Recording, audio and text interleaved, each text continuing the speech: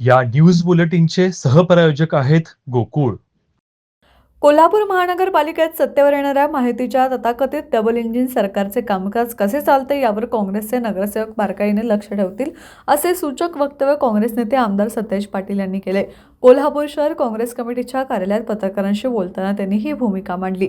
शिक्षक मतदारसंघाचे आमदार जयंत आसगावकर आणि पदाधिकारी त्यांच्याबरोबर होते. महानगरपालिकेत काँग्रेसचे निवडून आलेले 35 नगरसेवक हे जनतेने विश्वासाने निवडून दिले आहेत. नागरिकांच्या अपेक्षा कुठेही कमी पडू नयेत यासाठी काँग्रेसचे सर्व नगरसेवक दक्षतेने आणि सक्रियपणे काम करतील, असंही त्यांनी स्पष्ट केलं. काँग्रेस पक्षाच्या वतीने जाहीर करण्यात आलेला महानगरपालिका निवडणूक प्रचारातील जाहीरनामा हा केवळ पक्षाचा नव्हे तर जनतेचा जाहीरनामा होता. त्यामुळे त्या जाहीरनाम्यातील आश्वासनांची पूर्तता करण्यासाठी सभागृहात जाणारे सर्व नवनिर्वाचित नगरसेवक सक्रिय भूमिका बजावतील, असेही आमदार पाटील यांनी सांगितले.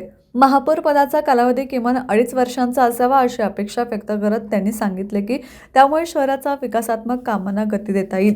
वारंवार होणाऱ्या बदलांमुळे विकास कामांवर परिणाम होतो, हेही त्यांनी सूचित केलं. गोकुळचे संचालक आबाजी यांनी शिवसेनेत प्रवेश केल्याच्या प्रश्नावर प्रतिक्रिया देताना आमदार पाटील यांनी थेट भाष्य टाळले. महानगरपालिकेनंतर जिल्हा परिषद आणि त्यानंतर गोकुळकडे जाणार आहोत. दरम्यान मुलाचे लग्न आहे असं सांगत त्यांनी या विषयावर अधिक बोलणे टाळले. महापौर पदाचे आरक्षण जाहीर झाल्यानंतर होणाऱ्या राजकीय घडामोडींवर काँग्रेसची भूमिका लवचिक राहील, असे संकेत देत त्यांनी आगामी महानगरपालिकेतील काँग्रेसच्या राजकीय प्रवासाबाबत उत्सुकता वाढवली आहे.